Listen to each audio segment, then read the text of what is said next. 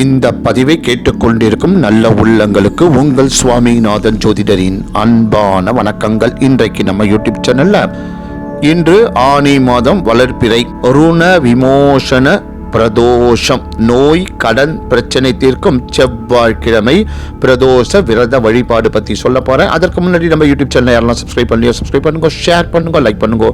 இப்போ பதிவுக்குள்ள போயிடலாம். ருணம் என்றால் கடன், கடன் பிரச்சனையால் இன்றைக்கு பலரும் தத்தளிக்கின்றனர். ரோகம் என்றால் நோய், கடனும் நோயும் தான் இன்றைக்கு மிகப்பெரிய பிரச்சனையாக உள்ளது. நோயினால் பலரும் கடனாளியாகிறார்கள். இன்றைய தினம் ருண விமோசன பிரதோஷ வேளையில் சிவபெருமானையும் நந்தியையும் வணங்கினால் கடன் பிரச்சனையிலிருந்து விடுபடலாம். அத்தோடு செவ்வாய் பகவானையும் வணங்கி வழிபட்டால் தீராத கடன்களும் தீரும் என்பது நம்பிக்கை. இரத்த தானம், அன்னதானம், பூஜைகளுக்கான மலர் தானம் போன்றவை செய்வது நல்லது. அபிஷேக பிரியரான சிவனடியாருக்கு கறந்த பாலில் அபிஷேகம் செய்வது சிறப்பு. தூய்மையான இளநீரில் அபிஷேகம் செய்வது நன்று.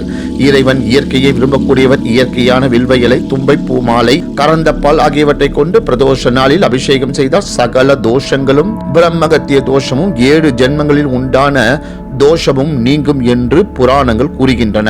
எப்படி ஈசனுக்கு சனி பிரதோஷம் மிகவும் மகிமை வாய்ந்ததோ அதே போல் நரசிம்மருக்கு செவ்வாய்க்கிழமைகளில் சுவாதி நட்சத்திரத்திலும் வரும் பிரதோஷங்கள் மிகவும் விசேஷமானவை. செவ்வாய் தசை நடப்பவர்கள், செவ்வாயை லக்னாதிபதியாக கொண்டவர்கள் செவ்வாய் அன்று வரும் பிரதோஷத்திற்கு செல்ல வேண்டும். மனிதனுக்கு வரும் ருணம் மற்றும் ரணத்தை நீக்கக்கூடிய பிரதோஷம் இது. செவ்வாயால் வரும் கேடு பலன்கள் நீங்கும், பித்ருதோஷம் நீங்கும், கடன் தொல்லை தீரும். எந்த ராசி நட்சத்திரத்தை உடையவராக இருந்தாலும் ஒரு செவ்வாய் பிரதோஷமானது வைத்தீஸ்வரன் கோவில் சென்று சித்தாமிர்த தீர்த்தத்தில் பிரதோஷ நேரத்தில் குளித்துவிட்டு வைத்தியநாதனை வழிபட்டால் அவர்களுக்கு வரும் ருணமும் நோய்களும் நீங்கும் என்பது சிவவாக்கு. உத்தியோகத்தில் உயர்வு ஏற்படும், வருமானம் அதிகரிக்கும். இந்த தினத்தில் சிவலிங்கத்திற்கு பஞ்சாமிர்த அபிஷேகம் செய்து பூஜித்தால் செல்வம் பெருகும் என்பது நம்பிக்கை. ருண விமோசன பிரதோஷ நாளில் இருக்கும் மௌன விரதம் கூடுதல் பலன் தரும்.